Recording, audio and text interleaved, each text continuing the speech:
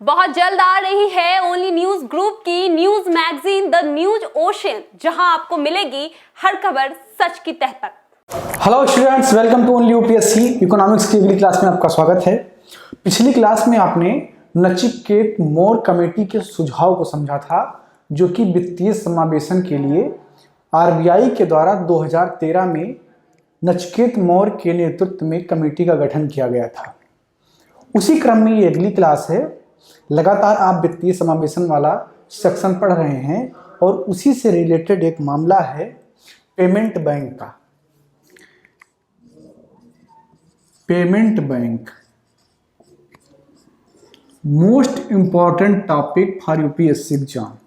UPSC exam के लिए बहुत ही महत्वपूर्ण टॉपिक है, तो ध्यान से इसको समझ लीजिए। कोई बहुत कठिन चीज नहीं है, बस 15 से 20 मिनट अगर मन से लग जाएंगे तो हमेशा के लिए याद हो जाएगा। ठीक है, ये बहुत ही इंपॉर्टेंट टॉपिक है, तो इसलिए आप थोड़ा ध्यान से समझ लीजिए कि पेमेंट बैंक क्या होता है। ठीक है ना, और इसका पूरा इतिहास क्या है, कैसे क्या हुआ और किस तरीके से काम करता है, उद्देश्य क्या है। तो सबसे पहले तो इसका उद्देश्य हम देखते हैं कि क्यों भाई पेमेंट बैंक, जरूरत क्या है इसकी। क्योंकि हर काम का कोई ना कोई उद्देश्य होता है, कोई गोल होता है, तो इसका भी कोई ना कोई गोल होगा। तो इसका गोल है वित्तीय समावेशन। क्या है? वित्तीय समावेशन।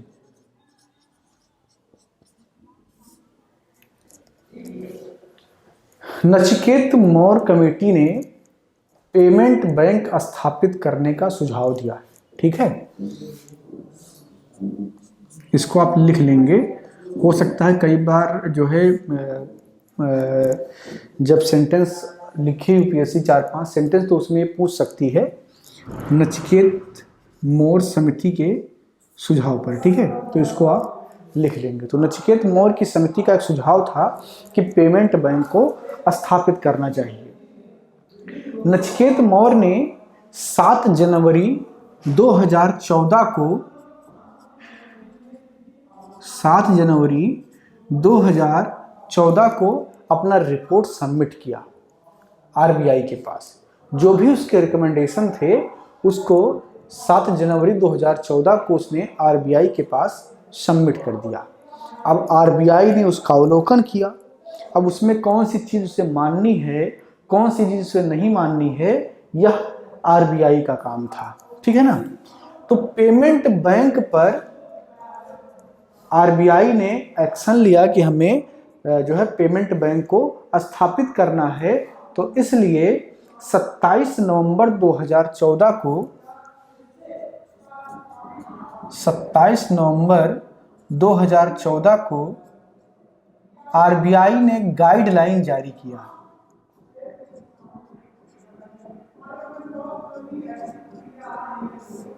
आरबीआई ने क्या किया? गाइडलाइन जारी किया। किसके लिए? पेमेंट बैंक की स्थापना के लिए। अब जब आरबीआई ने गाइडलाइन जारी किया तो उसके बाद में आवेदक लोग भी आए जिनको पेमेंट बैंक की स्थापना करनी थी। अभी ये बात करेंगे कि उसको स्थापित करने का पैरामीटर क्या है। ठीक है, उस पर अभी हम आते हैं। अभी हम नॉर्मल बात कर रहे हैं। पहले हमने उद्देश्य को देख लिया, फिर नचिकेत मोर समिति और उसके बाद में उसके इतिहास में हुआ क्या उसको समझ रहे हैं। तो 27 नवंबर 2014 को आरबीआई ने गाइडलाइन जारी किया पेमेंट बैंक की स्थापना के लिए। तो बहुत सारे जो है एप्लीकेशन आए। उन एप्लीकेशन की जांच के लिए नचिकेत मोर के नेतृत्व में ही एक एक्सटर्नल कमेटी का गठन किया आरबीआई ने कि आप जांच कीजिए कि इसमें कौन कौन से लोग आए हैं और किस प्रकार उनको लाइसेंस इशू करना है और कैसे उनको स्थापित करना है। तो इसके लिए उन्होंने एक कमेटी का गठन किया, वो भी नचिकेत मोर कमेटी, नचिकेत मोर के नेतृत्व में ही कमेटी का गठन किया। ठीक है ना। अब एक घटनाक्रम यह होता है कि 28 फरवरी 2015 को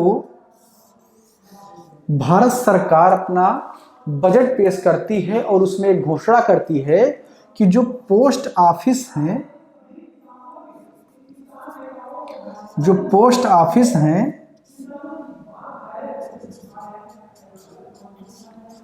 वो पेमेंट बैंक के रूप में काम करेंगे, ठीक है ना, पेमेंट बैंक के रूप में काम करेंगे। अब चूंकि भारत सरकार ने इसकी घोषणा की अपने बजट में, तो इसका मतलब आरबीआई से उसका डिस्कशन हुआ होगा। आरबीआई ने कहा कि उसे पेमेंट बैंक के रूप में जो है पेमेंट बैंक को स्थापित करना है। तो इस बजट में सरकार ने उसकी घोषणा कर दी कि जितने भी पोस्ट ऑफिस हैं वो पेमेंट बैंक के तौर पर काम करेंगे, ठीक है।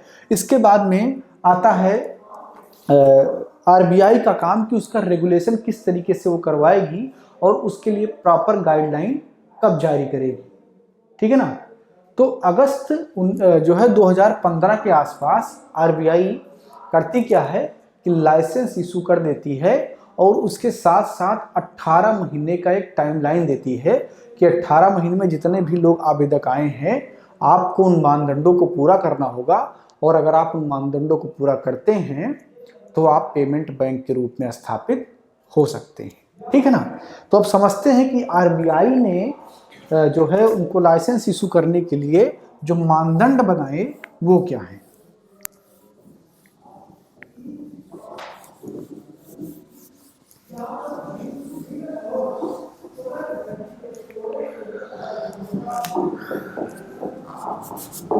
तो जो आरबीआई ने जो मानदंड स्थापित किए पेमेंट बैंक के लिए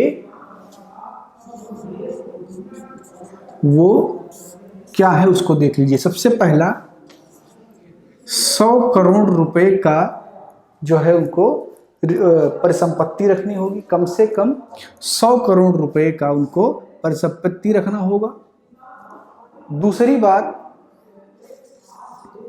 25% शाखा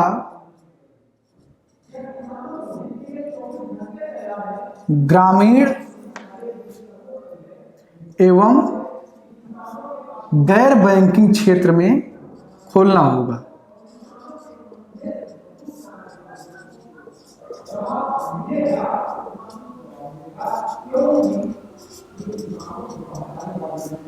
ठीक है ना, गैर बैंकिंग क्षेत्र में खोलना होगा। तीसरी बात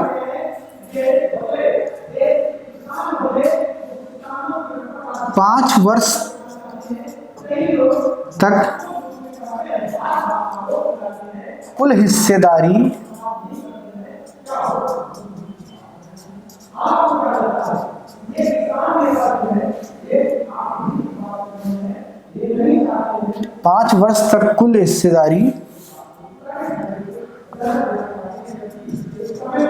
स्थापित करने वाले व्यक्ति को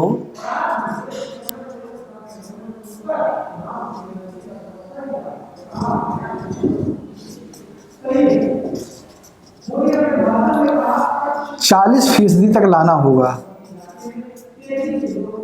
40% तक ला सकता है, इस तरीके से है। आरबीआई चाहती है कि जो बैंक हो उस पर किसी एक का मालिकाना अधिकार ना हो। स्थापित भले ही कोई कारपोरेट कर रहा है, लेकिन वो 5 वर्ष तक अपने शेयर को कम कर ले और 40% तक ले आए, ठीक है ना। चौथी बात इसमें इसी में ऐड कर दी कि 12 वर्ष तक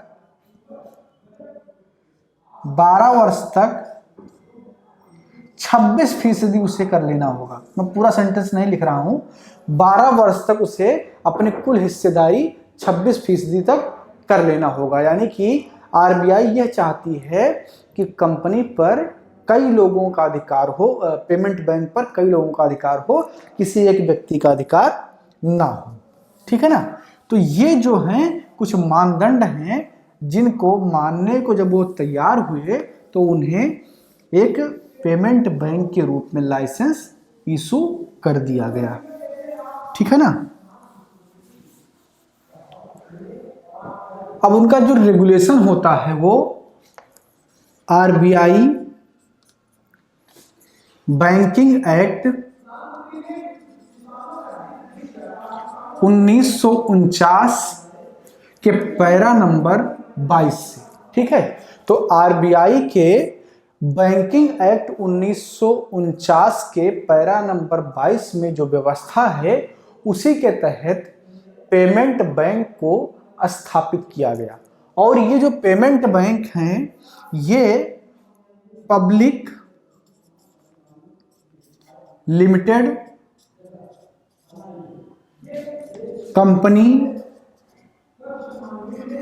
2013 के तहत भी दर्ज होंगे। यानी कि ये पब्लिक लिमिटेड कंपनी के तौर पर होंगे और चूंकि ये बैंकिंग काम करेंगे तो इसलिए इनको आरबीआई के बैंकिंग एक्ट 1949 के तहत भी इनको क्या किया गया, रेगुलेट किया गया। और ये दर्ज हैं कंपनी एक्ट 2013 में किसके रूप में, पब्लिक लिमिटेड कंपनी के रूप में, एक पब्लिक लिमिटेड कंपनी के रूप में ये दर्ज हैं। तो ये हो गया इनका लीगलिटी। ठीक है, अब इनकी बैंकिंग कार्य व्यवस्था की हम बात करते हैं कि इनकी बैंकिंग कार्य व्यवस्था कैसी होगी।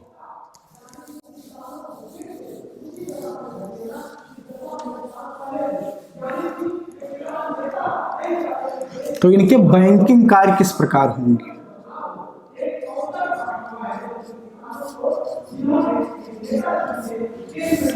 तो सबसे पहली चीज जो इनके ऊपर रिस्ट्रिक्शन लगाया गया वह यह है कि ये अपने नाम के साथ पेमेंट बैंक जरूर लिखेंगे, क्योंकि ये फुल बैंक की तरीके से काम नहीं करेंगे। ठीक है ना, ये फुल बैंक के तरीके से काम नहीं करेंगे। ठीक, अब इनमें जो बैंकिंग कार्य में जो इनकी शर्तें हैं वो क्या क्या है। तो सबसे पहला ये है, केवल डिमांड डिपॉजिट ही ये एक्सेप्ट करेंगे। ठीक है, केवल मांग देयता स्वीकार कर सकते हैं।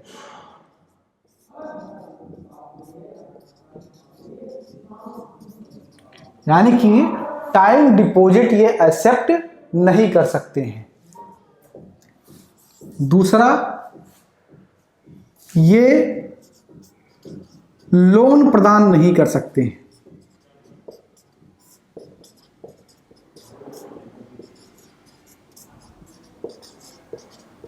ये लोन प्रदान नहीं कर सकते हैं। तो जब लोन नहीं प्रदान कर सकते हैं तो ये क्रेडिट कार्ड भी नहीं जारी कर सकते हैं। इसी में आप इसको लिख लेंगे, क्रेडिट कार्ड भी नहीं जारी कर सकते हैं। हालांकि ये डेबिट कार्ड और एटीएम जारी कर सकते हैं। ये डेबिट कार्ड, एटीएम, ये सारी व्यवस्थाएं इंटरनेट बैंकिंग जारी कर सकते हैं, लेकिन ये क्रेडिट कार्ड जारी नहीं कर सकते हैं, क्योंकि ये लोन नहीं दे सकते हैं। और क्रेडिट कार्ड पर लिया गया पैसा एक तरीके से लोन ही होता है। तीसरी बात, CRR इनको भी 4% रखना होगा। SLR जो इनका होगा वो इनकी कुल जमा संपत्ति का 75% SLR इनको रखना होगा। वो भी किसके फॉर्म में, सरकारी प्रतिभूति के फॉर्म में, सरकारी प्रतिभूति के फॉर्म में। ठीक है ना, 75% ये SLR रखेंगे अपने कुल जमा का, और वह किसमें रखेंगे, सरकारी प्रतिभूति में रखेंगे। और जो शेष पैसा इनके पास होगा वो किसी वाणिज्यिक बैंक के चालू खाता के रूप में जमा करके रखेंगे। शेष राशि किसी वाणिज्यिक बैंक में, वाणिज्यिक मतलब कोई कमर्शियल बैंक, जैसे आपका HDFC है, SBI है, पंजाब नेशनल बैंक है, ये सब वाणिज्यिक बैंक है। किसी वाणिज्यिक बैंक में, लिखा हुआ आपको नहीं दिख रहा है लेकिन बोला हुआ तो सुनाई पड़ रहा होगा ना, मैं ऊपर लिख दे रहा हूँ, नीचे दिख नहीं रहा होगा, और मुझे भी नीचे लिखने में दिक्कत हो रही है। इसको मिटा दे रहा हूँ, ऊपर लिखूंगा, या आप ही लिख लीजिए कि जो शेष पैसा इनके पास होगा, यानी कि जब 75% SLR रख लेंगे तो उससे जो पैसा फिर उसके बाद में जो बचेगा उसको ये किसी कमर्शियल बैंक में रखेंगे चालू खाता के रूप में। ठीक है, और वहां से जो इनकी अर्निंग होगी उससे इनका प्रशासन चलेगा। तो ये है पेमेंट बैंक, इनके काम करने का ये तरीका होगा, इस तरीके से ये काम करेंगे। ये लोन प्रोवाइड नहीं कर सकते हैं, ये क्रेडिट कार्ड जारी नहीं कर सकते हैं। ठीक है, और एक शर्त ये है कि प्रति ग्राहक 1,00,000 से ज्यादा, 1,00,000 रुपए से ज्यादा जमा स्वीकार नहीं कर सकते हैं।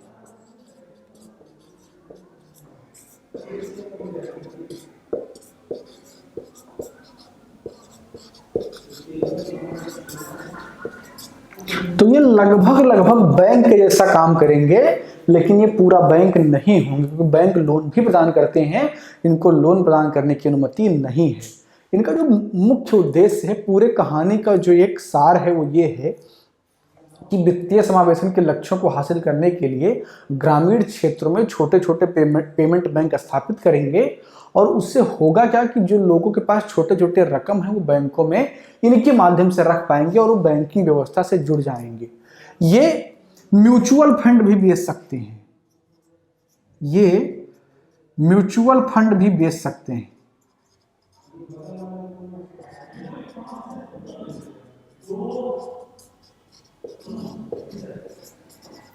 ठीक है ना। ये जो मैं पॉइंट लिखा रहा हूं ना, ये आपको क्वेश्चन की फॉर्म में मिलेगा एकदम, कि पेमेंट बैंक के बारे में निम्न जो है अवधारणाओं को पढ़ें, फिर उसका आंसर दें, ये सही ये गलत है, ये सही ये गलत है। ठीक है ना। तो ये इस प्रकार से आपको मिलेगा।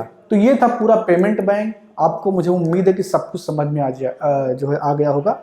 और अगर कुछ भी समझ में ना आया हो तो कमेंट बॉक्स में लिख दीजिए, मैं उसका जवाब जरूर दे दूंगा, कमेंट के माध्यम से भी, और अगर जरूरी होगा तो अगले क्लास में दे दूंगा। ठीक है। तो मिलते हैं अगली क्लास में, बात करेंगे किसी अन्य मुद्दे की। तब तक अपना ख्याल रखिए। धन्यवाद। बहुत जल्द आ रही है ओनली न्यूज ग्रुप की news magazine the news ocean, जहां आपको मिलेगी हर खबर सच की तह तक।